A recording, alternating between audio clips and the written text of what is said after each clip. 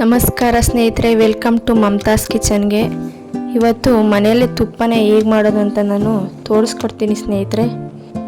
ಒಂದು ವಾರದ ಕೆನೆ ತಗೊಂಡಿದ್ದೀನಿ, ಅದಕ್ಕೆ ರಾತ್ರಿನೇ ಎಪ್ಪಾಕಿ ಇಟ್ಕೊಂಡಿದ್ದೆ.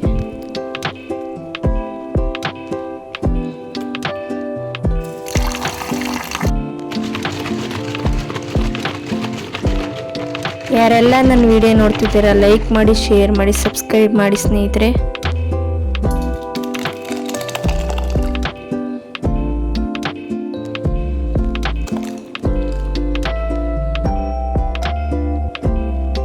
ಬೆಣ್ಣೆ ರೆಡಿಯಾಗಿದೆ.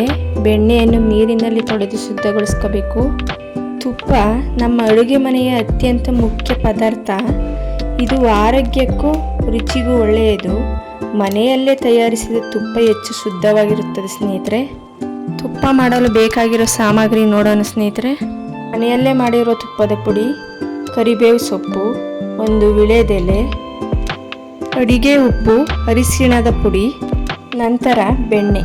ಮನೆಯಲ್ಲೇ ತುಪ್ಪನ ಹೇಗೆ ಮಾಡೋದು ಅಂತ ತೋರಿಸ್ಕೊಡ್ತಾ ಇದ್ದೀನಿ ಸ್ನೇಹಿತರೆ. ನೋಡಿ, ಸ್ಟವ್ ಹಚ್ಚಿ ಪಾತ್ರೆ ಇಟ್ಟು ಬೆಣ್ಣೆನ ಚೆನ್ನಾಗಿ ಕುದಿಸ್ಕೋಬೇಕು.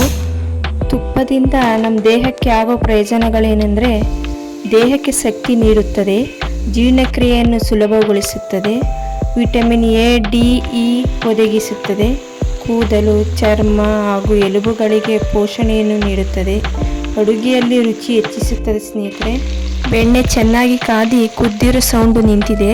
ನಂತರ ಕರಿಬೇವು ಸೊಪ್ಪು, ವಿಳೆದೆಲೆ, ತುಪ್ಪದ ಪುಡಿ, ನಂತರ ರುಚಿ ಮತ್ತು ಅರಿಶಿಣದ ಪುಡಿ ಹಾಕೋಬೇಕು. ತುಪ್ಪವನ್ನು ಅನ್ನ, ಹೋಳಿಗೆ, ಸಿಹಿ ತಿಂಡಿಗಳು ಮತ್ತು ಹಲವಾರು ಆಹಾರಗಳಲ್ಲಿ ಬಳಸುತ್ತಾರೆ. ತುಪ್ಪ ನಮ್ಮ ಅಡುಗೆ ಮನೆಯ ಆರೋಗ್ಯಕರ ಹಾಗೂ ರುಚಿಕರ ಪದಾರ್ಥವಾಗಿದೆ. ಮನೆಯಲ್ಲೇ ತುಪ್ಪನ ಹೇಗೆ ಮಾಡೋದು ಅನ್ನೋದನ್ನ ತೋರಿಸ್ಕೊಟ್ಟಿದ್ದೀನಿ ಸ್ನೇಹಿತರೆ. ನೀವು ಮನೆಯಲ್ಲಿ ಮಾಡಿ. ವಿಡಿಯೋ ಇಷ್ಟ ಆದರೆ ಲೈಕ್ ಮಾಡಿ, ಶೇರ್ ಮಾಡಿ, ಸಬ್ಸ್ಕ್ರೈಬ್ ಮಾಡಿ. ಮತ್ತೆ ಹೊಸ ರೆಸಿಪಿಯೊಂದಿಗೆ ಭೇಟಿಯಾಗೋಣ. ಧನ್ಯವಾದಗಳು ಸ್ನೇಹಿತರೆ.